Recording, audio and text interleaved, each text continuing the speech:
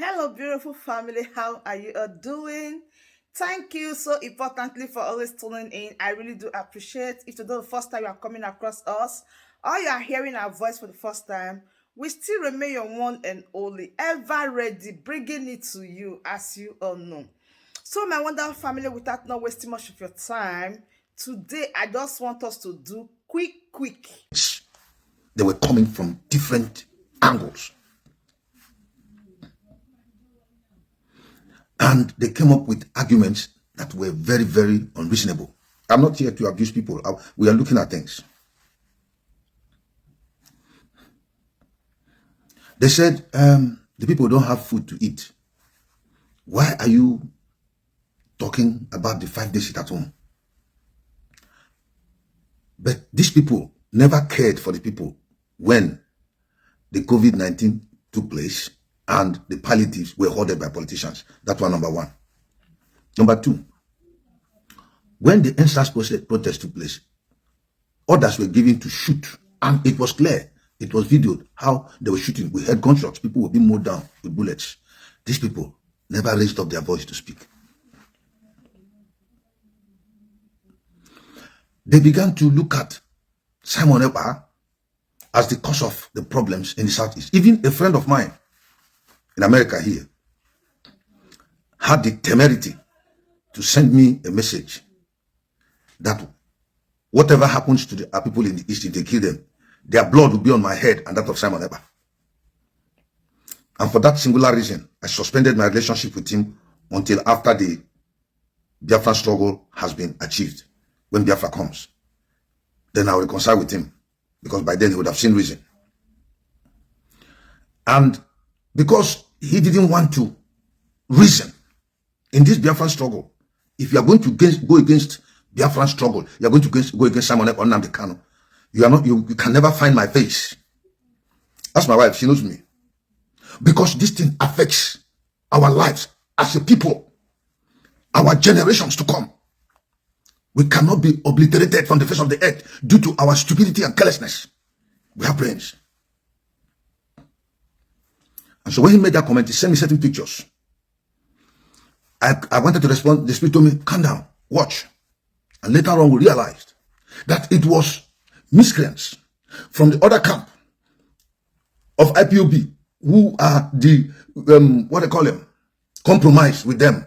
Those camps that are the Uruago people who work with China Samuru or Chikedosim them or whatever. Or for them, all those people. They organized those wicked boys who went to shoot gun and kill people, saying that they're Ipob members, that they're enforcing sit at home. And then one of them took the camera and began to snap or record, saying that it is the Ipob autopilot people. I had expected the man to call me or find out since that time and say, oh, this was a mistake. He didn't. So the intention is to entirely blame Ipob autopilot, because we don't operate based on your own idea, and your idea will not work. It can never work because you have nothing to bring to the table. If it has to do with arguing our points to the international community and to the Nigerian government, we have presented it several times from the time of Mazi Nnamdi Kanu, asking for a referendum. A man of God said the thing, dialogue now.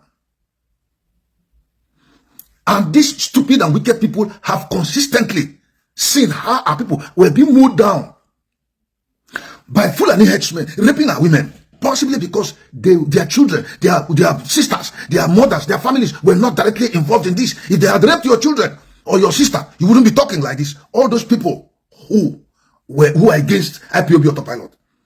And we started dialoguing, talking, appealing to people.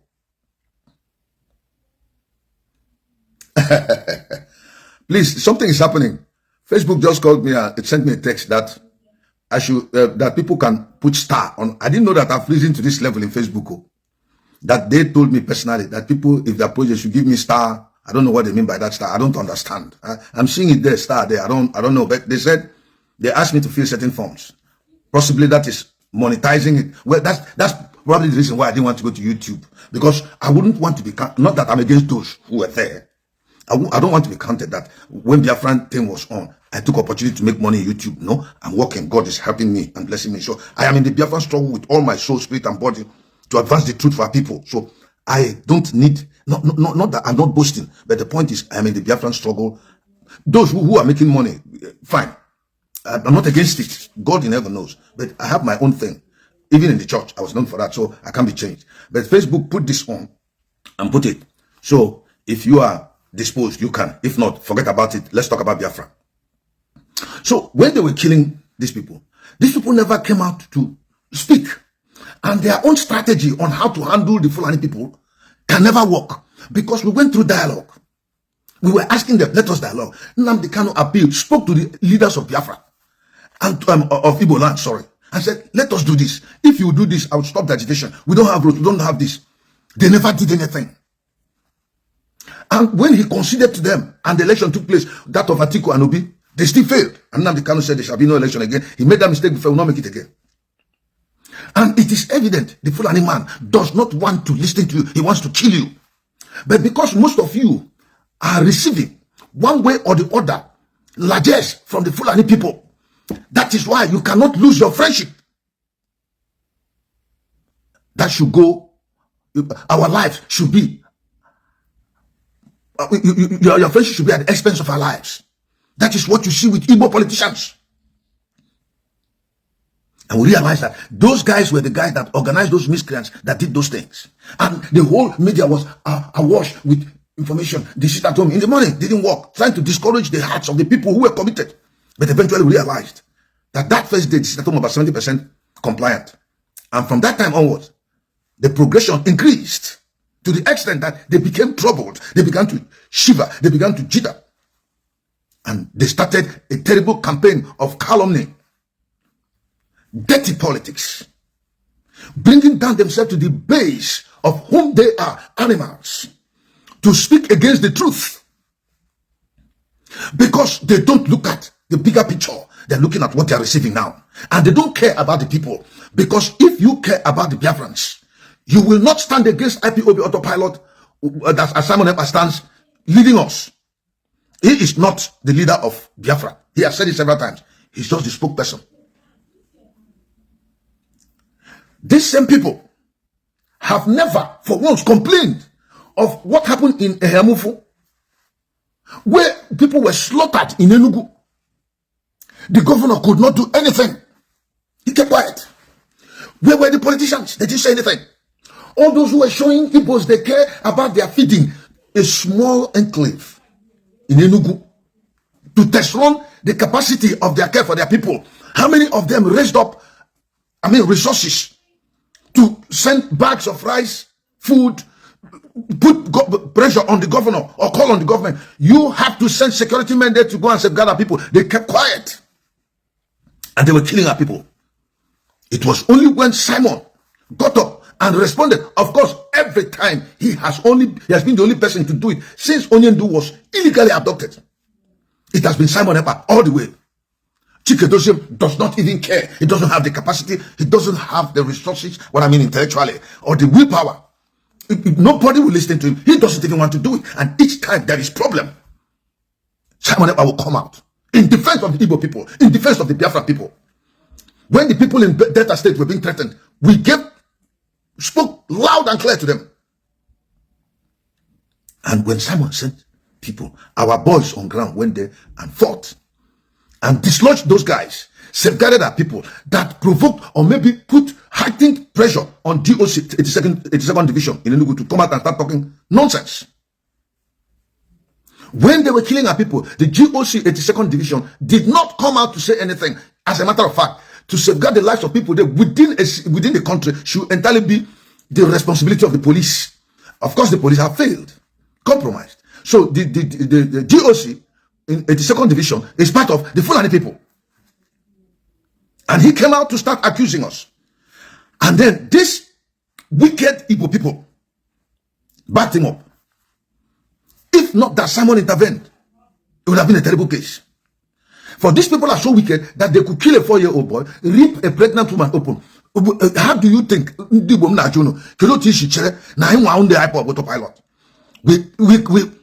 told the line of Mazin Nnamdi Kanu, who loves his people so much that Nnamdi Kanu will never want to hear that an Igbo man or woman or child was killed, or as a matter of fact, the other areas of Niger Delta that form the Biafran territory. Nnamdi Kanu will always feel bad, he'll always cry. He stood against it. We understood where he was coming from, where he was going, that he has no political orientation. I mean, in respect to, no, sorry, he has no political bias. He has no political ambition, not orientation. He has no political ambition. And stood his ground in defense of his people. We took up from where he stopped that our people should be protected, prevented from being annihilated. And when these problems happen, people within the Igbo speaking areas who claim they are lovers of the Igbo people, we have the Ohanese, we have intellectuals. They could not do anything. What happened in Hamufu, they couldn't speak. And they were killing our people, raping our women. The governor, Ugwani, was there. He didn't do anything until Simon Ekpa came on the line. And those people got their protection. And you turn around to speak against Simon Ekpa that is causing problems in Biafra land. I sat down, I've ruminated over this thing. Look, in my mind, I looked at it and tried to justify your comments against Simon Ekpa. I've not found any reason, not even a single reason to justify it.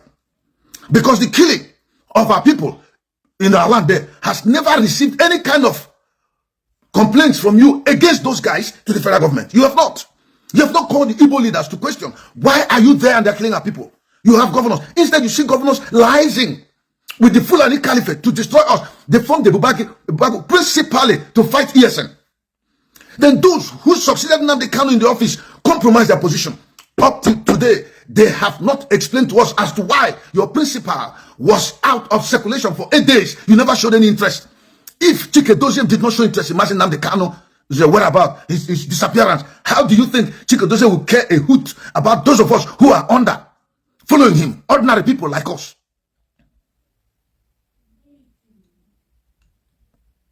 And when I sat down to look at where Igbos were blaming, going with Nigerian press and accusing Simon Ekpa of killing the Igbos in the southeast, I ask you a question. The unrest that is in the southeast, the killing in the southeast, did it start with Simon Ekpa? Even before Onyendu came, what brought about the Ipob issue in the first instance? Is it not because we are protesting the killing of people in the southeast? Long before Simon Ekpa joined this struggle, he joined 2019. I joined the struggle even before Simon Ekpa. So if Simon Ekpa hadn't responded in what happened in a Hamufu, they would have killed them. And instead of you to commend the young man whom God raised up, you are there as an elder or Hanese, failed to speak when they were needed to speak. The governors did not speak. Political leaders did not speak. Traditional rulers did not speak. Intellectuals did not speak. Business moguls did not speak, and they were killing our people. And Simon Ekpa saw it and couldn't take it because he understood the vibe of Nnamdi Kanu, which is translated in his life. I am also part of it. Those of us who believe. And when he came to save the situation, instead of you to commend him, see how wicked the Igbo people are. You stood against the young man. Look, let me tell you. No, I'm not going to make a decision yet. Let me continue. Then the next thing they did was, Simon Ekpa carried a kind of systematic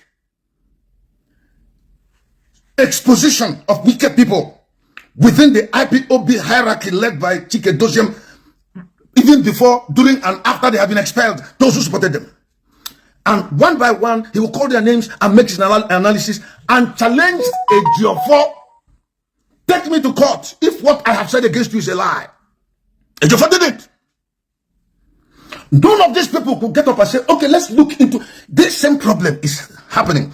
Onyendu made a comment. He said, if what I said about Buhari is a lie, prove it, and I'll give up the Biafran struggle. Not even one single Nigerian paper. I said, let us do an investigation to find out if what this man is saying is true. It is either there is a general conspiracy among all of you to hide the truth, or you're playing stupid. Or should I say you've been intimidated into keeping your mouth shut and not saying the truth. And then when Ejiofor saw, by the revelation Simon Ekpa gave, had destabilized every of his program, he decided to go to court, to sue Simon Ekpa to court. And then he put us, simply because we stand for the truth. And when I sat down, I was trying to look at, I'm not a lawyer. As a layman, that's what they call us, because they're learning people. I was trying to look at the sense of Ejiofor's action in the court against us. I said, number one, if Ejiofor is a good lawyer, he would understand that whenever you come out in the public to make a statement, even though you are not in the court of law, when you appear in the court of law to defend a case, information that you make outside, which is not in consonant with the demands of the ethics of your profession, when talking in the court of law, even if you are a brilliant lawyer, people may have misgivings about you, because when you go out, you say the wrong thing, you come to court, you start talking the right thing. Now, Ejiofor said that Simon Ekpa in his broadcast, Biafra, that he is not an Igbo man. He's not connected. There's no way he's connected to being an Igbo man. But he went to court and sued Simon Ekpa and 4 of us, and identified Simon Ekpa as an Igbo man from a Ebonyi state. Something is wrong with Ejiofor. Now, when an information was said to have been given, or an order has been given by Onyendu to us, that it should be related to Chike Doziem and one guy there in Germany who used to be the coordinator or something, to be appointed. It was not Ifeanyi Ejiofor that came out to speak, who, in quote, purportedly he's the lead counsel, which we know is not. He didn't come out to speak. It was another person answering his name, probably his brother. Because Ejiofor understands very well that he has lost credibility. And in a desperate move to cover his tracks in all his iniquities, because these men don't realize that whatever evil you do, your sin shall find you out in the long run. Because there is God in heaven. When you threaten people, you kill people in cold blood. You don't care if they die, if their wives become widows, if their children become fatherless. You just kill them. Just to cover your tracks, secure your position, and be honored by the church, and be made a knight. You fail to realize that he who sees all things is watching. And you must come to the point where your sins will find you out, because there is God in heaven. We believe in him. If you don't. A direct accusation was made on Ejiofor. You are responsible for the killing of Gentle. He couldn't come out to defend it. And that is just the way wicked people do their things. Instead of coming out to defend themselves, they go about trying to kill you. And when they kill you, they silence you. But they forget that when Simon Ekpa said it, the word went out. So many of us heard it.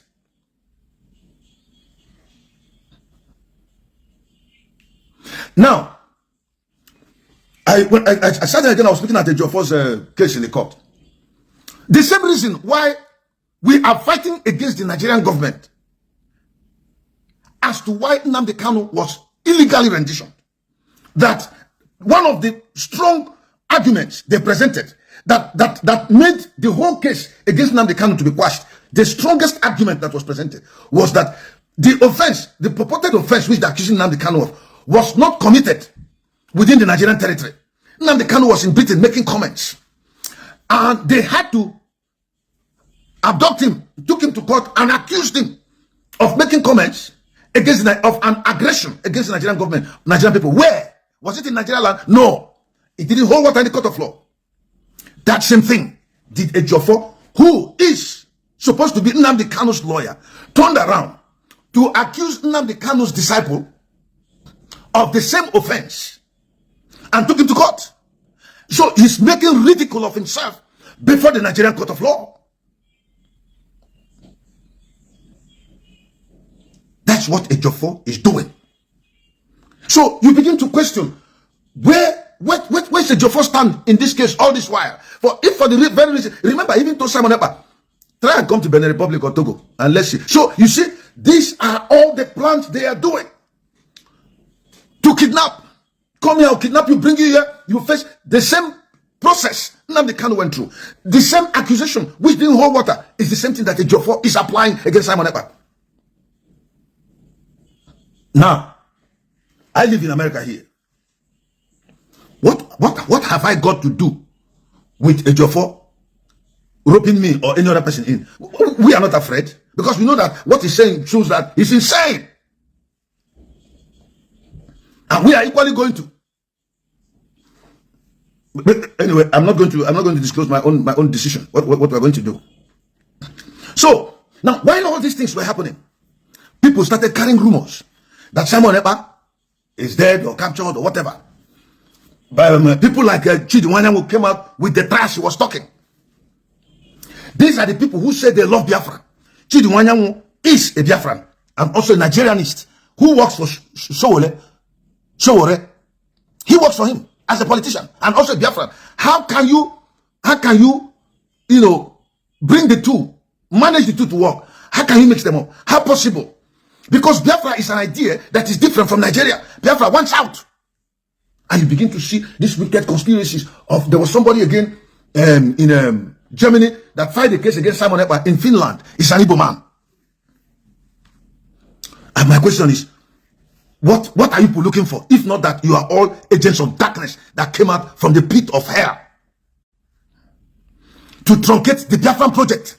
I am so disappointed that people whom I even consider far more educated than myself still cannot read the handwriting on the wall that Nigeria is a lie. Because they hope to continue with their project with Nigeria when they have been blessed, recognized, celebrated, and appreciated. And they are not going to give it up because of the Biafran struggle. They see us as a bunch of crazy people. But I tell you, whatever you get today in Nigeria will not last forever. Because Biafra is coming and it will not be recognized in Biafra. Joe Biden had a meeting the other day with leaders. He made a declaration and said that Nigeria is a disappointment. That Nigeria only won that war because they had support from Britain. That he is the stepping stone for Biafra. And I look at Ohanese, where you have people who call themselves elders that cannot protect their people. They are killing them by the day. Do you know that in those days, when Obasanjo was head of state, he came to Arochukwu, my village, at Oro, to see Ezaro. Those were the days when traditional rulers had respect, were held in high esteem. They had no political connections. They didn't need recognition by the state government. Traditional rulers were not being appointed by the state government. They were not being influenced by political leaders in their community that will make them ascend the throne. That was why a head of state like Obasanjo, a military man, will come all the way from Dodan Barracks to Arochukwu to see Eze Kanoji. But today, even the Igwe of Onitsha will go to Aso Rock to visit Buhari. It's unimaginable. It's unimaginable. You get up and go and visit him when you sit on in a throne, a revered throne, a sacred throne that your people honor and respect. You are like a mini god that your people see as the traditional leader. Today you go and stand on a line according to seniority to the last person. You stay there and be waiting. Then Buhari's personal assistant, they'll be, you stay here. Oh God of heaven. Because you have compromised your position. You have compromised your faith. Those of you who support DOS of Chikedozim and Ejofo that are abusing us, did you hear that DSS said they don't have food to give Onyendo? He has not been taking his medications. Have you heard it? Do you know what that means? I have said it here before. That is a ploy they are using to keep Onyendo down and then cause him to have health issues. If he dies, they say he died of natural causes. Because, listen to me, because when Onyendu's wife came out and said that Onyendu is fine, is better than some of you outside here, I told you the implications. She was invariably giving the Nigerian government a pass mark that they are very hospitable and that they are taking good care of Onyendu. Now, with that kind of comment from the wife, when the international community hears it, they begin to doubt us. How say you that this man is not being treated well when the wife is saying they are treating him very well?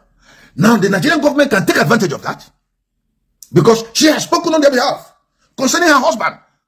She's the closest person to him. And then if they decide to kill Onyendu, you cannot say anything because the wife testified that they were taking good care of him. So he died of natural causes. And it is beginning to play out now. It's beginning to play out. They said they don't have money to feed Onyendu. They don't give his medication in DSS custody. Nigerian government does not have money to feed Onyendu. Can you believe it?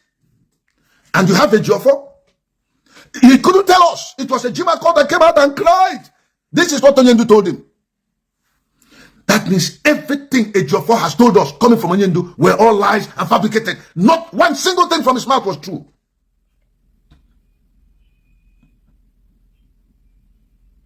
Who else could come to the rescue of Onyendu on behalf of the Biafrans? The same Simon Ekpa. To show you his heartbeat, where his boss is and where we, his people, are. He declared, we shall give money. Ordinarily, Onyendu can't eat more than 50,000 naira worth of food a day. If we go to the best hotels in Nigeria to get food, let's say 300,000, each plate is 100,000. But we are giving 2 million. Why? He explained it. Because he knows that these guys are criminals. That if you give the money, they will steal it and eat it. So that there will be no excuse as to why Onyendu was not fed. Let the world hear it, so that when we begin to react, they will not say these people are violent. And as you eat the money, you eat the blood of people, and the God of heaven will judge you. When you eat it, that's why I'm talking to you. Those DSS officials that eat this money, you have wives, you have children. If they cannot advise you, then it's quite unfortunate. Because this money you're eating will purge you, will purge your system, will purge your blood, will purge you and empty out everything that is in you, including your blood. You'll be reduced to a stick, a skeleton. Every organ in your body will be damaged. This is what you want to do to Onyendu, a man that leads his people to freedom. The same Simon Ekpa came out. Ohanese did not make any contribution. They didn't say anything. Ejiofor refused to tell us. And he has said it. He's not doing anything. He's not making any, comment to speak against what the government is. Of course, he's in tandem with them. He knew. He is aware of all these things.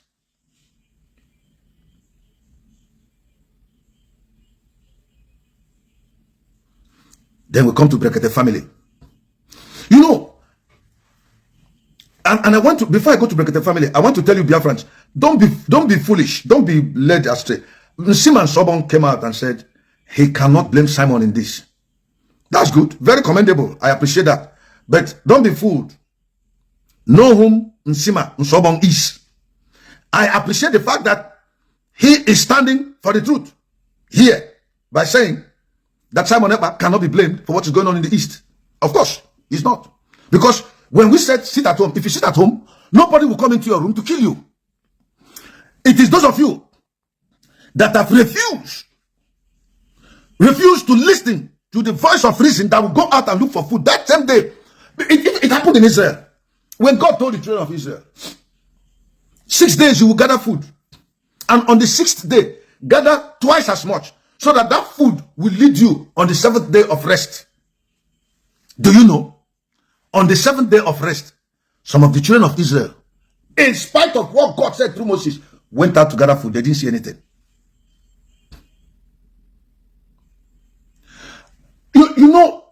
This stubbornness lies with people. They told you ahead of time, we are going to run a 5-day program. I went to the scriptures and showed you in the book of Exodus chapter 12. God told them, from the 10th day of the month, you shall secure a lamb without blemish, I think 1 year old. Keep it until the 14th day, 10th, 11th, 12th, 13th, 14th, 5 days. On the 14th day of the month, you shall kill it. That was the day the angel of death walked through the land of Egypt. And Simon Ekpa did the same without even knowing he was referring to the scriptures. Only his own started on the 9th. Why? Because that of the Jews, from the 10th day to the 14th day, they were still eating their food, going about their business. The only thing was that they got the lamb without blemish, kept it, waiting for the 14th day. And 5 in the realm of the spirit is redemption. But in our own case, Simon Ekpa said, gather food, stay indoors, don't go out. So on the 13th day, there was a break, because you would have run out of your food supplies. So go and replenish on the 13th day. Come and do it on the 14th day. Don't fail. 14th day of the month. God told the children of Israel, this will be the beginning of months for you. For us, it was the beginning of a victory. The Biafran struggle. Because soon after that 14th day, you had Biden. Soon after that 14th day, all hell was let loose. because we have touched them at the very raw spot of their existence. They have suddenly seen that Biafra is an inevitability. And they said on the 14th day, stay home. But the people who don't listen will go out. Who kills you? It is not us. Because when we had a meeting, we were asking, who went and killed people? We did not give any instruction like that. Simon never gave any instruction that if you go out on the 10th day, they will kill you. He never did. He even told you that when you go, it is these wicked people that will kill you. And when they kill you, they'll brand Ipob your autopilot. No, I won't know. You are just being stubborn. And they organized and killed you and came and branded us. Then Igbos began to gather to begin to file petition, sign up things against Simon Ekpa. What a shame. What a shame that even outsiders who are not Igbo people are seeing reason why we should do what we are doing for people to be liberated. But the very people whom you're fighting for, the leaders, are contrary to it. So that comes to Brekete. I have always seen Brekete family when I was in Abuja that there was something about this man I didn't like. And so I don't follow his program. He comes on radio, we listen once in a while and we laugh. But I never believed him for once. Because when you look at the way he spoke to a Finnish official, whether he was the ambassador or not, I don't know. It shows you that crude arrogance that is reminiscent with Nigerian politicians who think they have some level of education and command support and influence from people at government. They make money. And therefore they can talk to people anyhow. They are not refined. They are not trained. They are not trained on how to relate with people. If you want to talk to the Finnish government, to appeal to them, or bring to their notice what is happening, don't you know the appropriate way to do it, or the channels? If you have to take your phone as an educated man in Nigeria, who is the ordinary president standing for the people, couldn't you have called the man and said, sir, good afternoon, please, this is so and so person. We are aware that your embassy is here and we have relationship with you. Please, want to bring something to your notice. Is there any possibility that you can link us to the ambassador? In your polite approach, the man might even listen to you. But your crude stupidity, all those Igbo people who go to Brekete family nonsense, that was what Tunde Bakare did to you. He messed you up. You still go to church and give him offering and tithe. Because you're stupid. Because you don't have brains. You are considered as very intelligent people, but you don't have political wisdom. You don't apply your common sense as an Igbo man. That's why they mess you up. So you carry your problem and go to Brekete family. He told you that he's a Nigerian. He told you it's against Biafra. And you're an Igbo man. You will remain in bondage perpetually under them forever, except you team up with your people and be liberated. Liberation is never gotten by dialogue, even within the realm of the spirit. For Jesus to liberate us from sin, he came and died. They violently beat him, nailed him on the cross, he died. And when Jesus will come again on this planet Earth, he's not going to come this time to die by violence. He is going to apply violence to kill those people. He said, therefore, those people who do not say I should rule over them, bring them here and kill them before me. Slay them before me. You can never get your freedom by dialogue. It's not possible. Because the man that is holding you ransom knows what he's gaining from your slavery to his advantage. So if he allows you go, you'll be at par with him. So what will happen? You have to take up arms to fight against him. Before we begin to talk about the taking of arms, we have appealed, spoken, tried to reach Nigerians and tell them, let us have a referendum. We don't hate the Fulanis. We don't hate people who still call themselves Nigerians, because we know technically Nigeria no longer exists based on the agreement they had. And let me tell you, when the agreement was formed, before Lord Lugard declared Nigeria to be a nation, there were 6 signatories to it. Even the Obong of Calabar was a signatory. There was not singular Igbo man, politician, or leader, traditional leader. There were others that were signatories to it. You were not. Because you are only seen good for exploitation. Because they know that if they give you a chance, what you have, if you showcase it, you will outshine everybody. That brings us to the end of this update. Do where to like the video, share and subscribe. Thank you very much for always tuning in. I really do appreciate. Share the video and tell your friends about this platform, because the best thing or the best place for you to be is here. Turn on the bell icon so that whenever I drop a new boost like this, you'll be the first to notify. Thank you once again and remain blessed.